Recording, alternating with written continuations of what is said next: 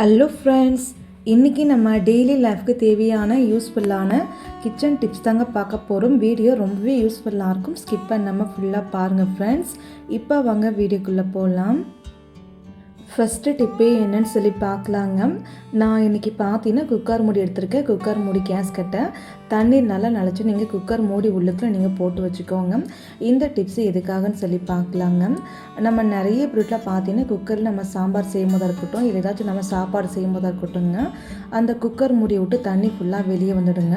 அந்த மாதிரி தண்ணி ஃபுல்லாக வெளியே வந்துடுச்சுன்னா குக்கர் மூடி ஃபுல்லாகவே ஒரு மாதிரி அழுக்கு பணிஞ்சிடும். அது மட்டும் இல்லாமல் தண்ணியெல்லாம் இறங்கி கேஸ் மேலே வளைஞ்சு வந்துட்டுருக்குங்க. அந்த மாதிரி வராமல் இருக்க இந்த சிம்பிள் ட்ரிக்கை நீங்கள் ட்ரை பண்ணி பாருங்கள். குக்கர் மூடி உள்ளுக்கு நம்ம சமையலுக்கு யூஸ் பண்ணக்கூடிய எண்ணெய் ஒரே ஒரு கொஞ்சம் போல் மட்டும் நீங்கள் ஊற்றிட்டு எண்ணெய் நீங்கள் எல்லா பக்கமும் நல்லா நீங்கள் அப்ளை பண்ணி விட்டுக்கோங்க. நீங்கள் குக்கர் மூடி உள் பக்கமாக மட்டும் தாங்க அப்ளை பண்ணணும். வெளி பக்கம் எண்ணெய் அப்ளை பண்ண வேணாம். உள் பக்கமாக நீங்கள் எல்லா இடமும் எண்ணெய் நல்லா அப்ளை பண்ணி விட்டுக்கோங்க. இந்த மாதிரி நீங்கள் எண்ணெய் அப்ளை பண்ணதுக்கப்புறம் நீங்கள் பார்த்தீங்கன்னா இதை அப்படியே நீங்கள் வச்சுக்கோங்க. நம்ம வீட்டில் நம்ம குக்கரில் சாம்பார் செஞ்சாலும் சரி, இல்லை நம்ம ஏதாச்சும் வெஜிடபிள் பிரியாணி சாதம் எது வச்சாலும் சரிங்க, இந்த மாதிரி நீங்கள் பண்ணிவிட்டு எப்போதும் போல் நீங்கள் குக்கர் மூடி நீங்கள் போட்டு விட்டுக்கோங்க. நான் இன்றைக்கி பார்த்தீங்கன்னா பருப்பு சாம்பார் செய்ய போகிறேன். அதனால் எப்போதும் போல் குக்கர் மூடி போட்டுட்டு எப்போதும் போல் விசில் நான் வச்சுட்டுங்க. நமக்கு நார்மல் விசில் வரும்போது நீங்கள் பார்த்தீங்கன்னா வெளியில் நமக்கு தண்ணி வந்துடும் இல்லையா? இந்த மாதிரி நீங்கள் பண்ணும்போது எத்தனை விசில் நீங்கள் வட்டாலும் சரிங்க, தண்ணி நமக்கு கொஞ்சம் கூட நமக்கு வெளியே வராது, பொங்கி வெளியில் ஊற்றாதுங்க. இப்போ நமக்கு விசில் வந்துடுச்சுங்க. அதுக்கப்புறம் நீங்கள் விசில் ஃபுல்லாகவே எடுத்துகிட்டு அதுக்கப்புறம் நீங்கள் ஓப்பன் பண்ணிவிட்டு நீங்களே பாருங்கள், நீங்களுமே ஷாக் ஆவீங்க.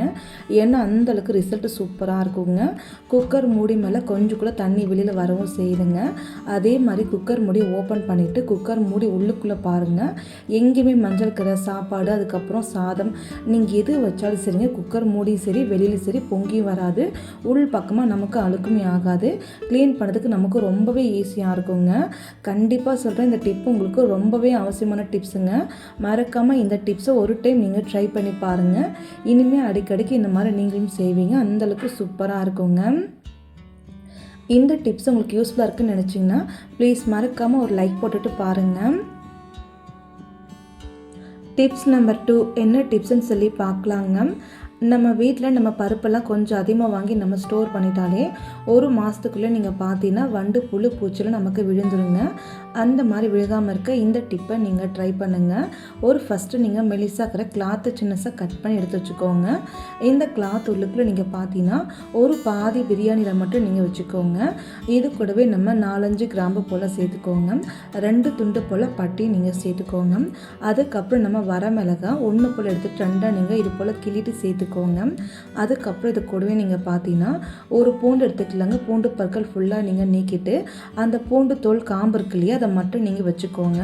இந்த மாதிரி நீங்கள் காம்பை கீழே தூக்கி போடாமல் இது உள்ளுக்குள்ளே நீங்கள் வச்சுக்கோங்க. இந்த மாதிரி நீங்கள் வச்சதுக்கப்புறமேலே இந்த கிளாத்தை எல்லா பக்கமும் நல்லா நீங்கள் மடித்து ஃபோல்டு பண்ணிக்கோங்க.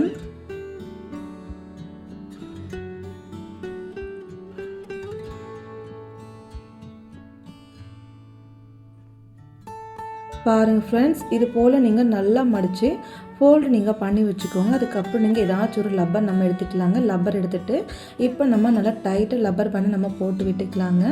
இதை கொண்டு போய் நம்ம பருப்பு உள்ளுக்குள்ளே வச்சு விட்டாலே போதுங்க. பருப்பு ரொம்ப நாளைக்கு நல்லா ஃப்ரெஷ்ஷாக இருக்குங்க. வண்டு புழு பூச்சி நமக்கு விழுகாது. அப்படியே வண்டு புழு பூச்சி இருந்தாலுமே அது எல்லாமே நமக்கு இறந்து போயிடுங்க.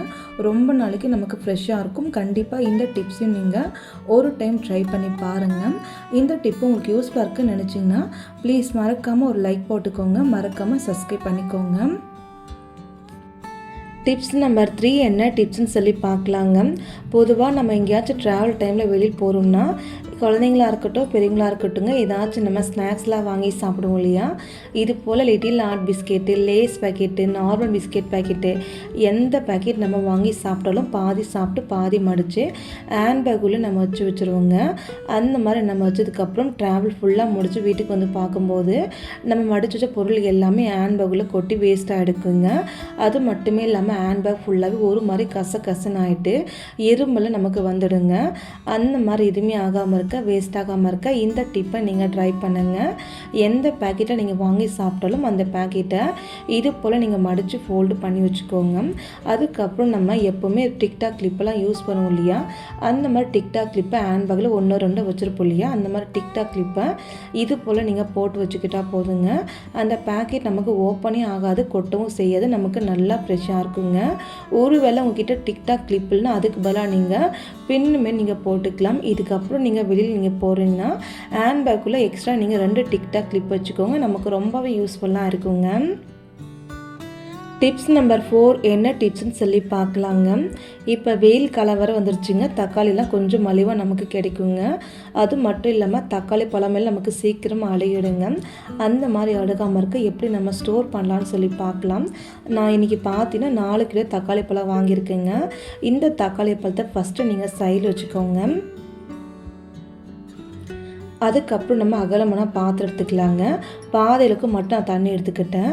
இந்த மாதிரி நீங்கள் தண்ணி வச்சதுக்கப்புறம் கொஞ்சம் போல் மஞ்சள் தூள், ஒரு அரை டீஸ்பூனுக்கு மட்டும் கல்லுப்பு நீங்கள் சேர்த்துக்கோங்க.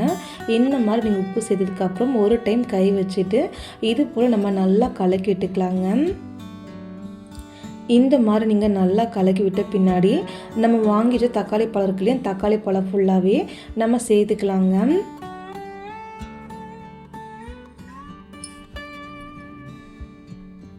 இப்போ பாருங்கள் ஃப்ரெண்ட்ஸ், மொத்தமாக நம்ம 4 கிலோ தக்காளி பழத்தை இந்த தண்ணிக்குள்ளே நம்ம கொட்டியாச்சுங்க. தண்ணிக்குள்ளே நீங்கள் கொட்டினதுக்கப்புறம் ஒரு 10 நிமிஷம் போல் மட்டும் நீங்கள் உப்பு தண்ணிக்குள்ளே நம்ம ஊற விட்டுக்கலாங்க. 10 நிமிஷம் கழித்து எப்போதும் போல் நீங்கள் ஒவ்வொரு தக்காளியும் கை வச்சு நல்லா நம்ம கழுவி எடுத்துக்கலாங்க. ஏன்னா தக்காளி பழம் மேலே அங்கங்கே மண் அழுக்கெல்லாம் பட்டுக்குள்ளையா, அதனால் கை வச்சு நல்லா நம்ம கழுவி எடுத்துக்கலாங்க. தக்காளி ஃபுல்லாகவே நீங்கள் நல்லா க்ளீன் பண்ணதுக்கப்புறம் ஒரு கிளாத் வச்சு தக்காளி பழம் ஃபுல்லாக ஈரம் இல்லாத அளவுக்கு நல்லா தொடச்சி நம்ம தக்காளி பழத்தை தனியாக எடுத்து வச்சுக்கலாங்க.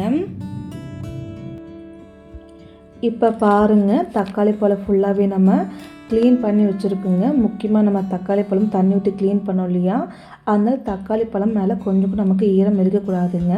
அந்தளவுக்கு ஒரு கிளாத் வச்சு தக்காளி பழம் மேலே நல்லா நீங்கள் தொடச்சி எடுத்து வச்சுக்கோங்க. எப்படி நம்ம தக்காளி பழத்தை ஸ்டோர் பண்ணலான்னு சொல்லி பார்க்கலாம் வாங்க. ஃபஸ்ட்டு நம்ம தக்காளி பழத்தை 2 விதமாக பிரித்து எடுக்கணுங்க.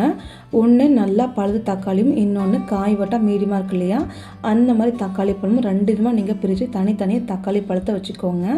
நான் இன்றைக்கி 2 பிளேட்டுக்குள்ளே தக்காளி பழத்தை பிரித்து எடுத்து வச்சுருக்கேங்க. இதை நம்ம எப்படி ஸ்டோர் பண்ணுறதுனா, தக்காளி பழம் மேலே காம்பு மேலே கொஞ்சமாக நீங்கள் எண்ணெய் அப்ளை பண்ணி வச்சுக்கோங்க. எண்ணெய் அப்ளை பண்ணதுக்கப்புறம் தக்காளி பழம் ஃபுல்லாகவே இந்த மாதிரி நீங்கள் திருப்பி வச்சுக்கணுங்க. தக்காளி பழம் காம்பு மேலே எல்லா தக்காளி பழமும் எண்ணெய் அப்ளை பண்ணதுக்கப்புறம் இந்த மாதிரி எல்லா தக்காளி பழமும் நீங்கள் திருப்பி வச்சுக்கணுங்க. இதை நீங்கள் வெளியே வச்சு நீங்கள் ஸ்டோர் பண்ணிக்கலாம், இல்லை நீங்கள் ஃப்ரிட்ஜுக்குள்ளேயும் வச்சு நீங்கள் ஸ்டோர் பண்ணிக்கலாங்க. இந்த மாதிரி நீங்கள் ஸ்டோர் பண்ணும்போது நமக்கு ரொம்ப நாளைக்கு ஃப்ரெஷ்ஷாக இருக்கும், பழங்கள் கெட்டு போகாது. முக்கியமாக நீங்கள் யூஸ் பண்ணும்போது ஃபஸ்ட்டு நல்லா பழுது தக்காளி பழத்தை யூஸ் பண்ணிட்டு ரெண்டாவதாக நீங்கள் மீடியமாக தக்காளி பழத்தை யூஸ் பண்ணுவாங்க. இந்த மாதிரி பண்ணும்போது நமக்கு ஒரே ஒரு தக்காளி பழம் கூட நமக்கு வேஸ்டே ஆகாதுங்க. கண்டிப்பாக ட்ரை பண்ணுங்கள். அது மட்டும் இல்லாமல் தக்காளி பழத்தை தண்ணி ஊற்றி நீங்கள் க்ளீன் பண்ண வேண்டாம், டைரெக்டாக எடுத்து யூஸ் பண்ணிக்கலாங்க. டிப்ஸ் நம்பர் 5 என்ன டிப்ஸ்ன்னு சொல்லி பார்க்கலாங்க. ஒரு பாத்திரம் எடுத்துக்கலாங்க. பாத்திரம் உள்ளுக்குள்ளே பார்த்தீங்கன்னா ஒரு 2 கொட்டாங்குச்சி போல் மட்டு வச்சுக்கிறேங்க. இந்த மாதிரி நம்ம 2 கொட்டாங்குச்சி மட்டு வச்சதுக்கப்புறம் தண்ணி எடுத்துக்கலாங்க. தண்ணி எடுத்துகிட்டு இந்த கொட்டாங்குச்சி உள்ளுக்குள்ளும் அதே போல் இந்த பாத்திரத்தில் 3/4 வாசலுக்கும் மட்டும் நம்ம தண்ணி சேர்த்துக்கலாங்க. அவ்வளோதான் பாருங்கள், 3/4 வாசலுக்கும் மட்டும் நம்ம தண்ணி ஊற்றியாச்சுங்க. இதை கொண்டு போய் நம்ம ஃப்ரீசரில் வச்சு விட்டுறலாங்க.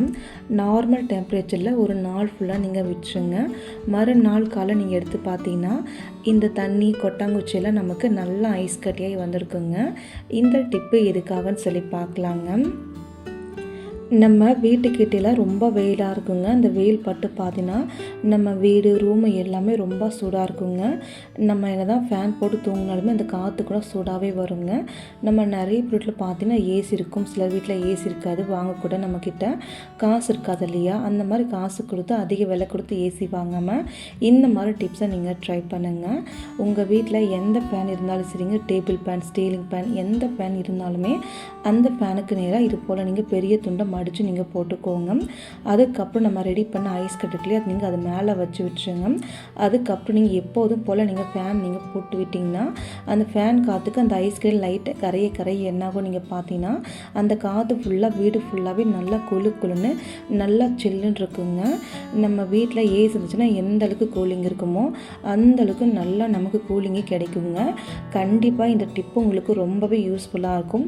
முக்கியமாக நைட் டைமில் இந்த டிப்ஸை நீங்கள் ட்ரை பண்ணிங்கன்னா நைட் டைமில் வீடு ஃபுல்லாக நல்லா குளுன்னு சில்லுன்னு நிம்மதியாக தூங்கலாம்.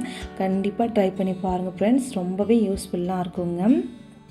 ஓகே ஃப்ரெண்ட்ஸ், இந்த டிப்ஸில் உங்களுக்கு ஏதாச்சும் ஒரு டிப்ஸு யூஸ்ஃபுல்லாக இருக்குன்னு நினச்சிங்கன்னா மறக்காமல் லைக் பண்ணுங்கள், சப்ஸ்கிரைப் பண்ணுங்கள், ஷேர் பண்ணுங்கள், ட்ரை பண்ணுங்கள். தேங்க்யூ ஃப்ரெண்ட்ஸ், நாளைக்கு பார்க்கலாம்.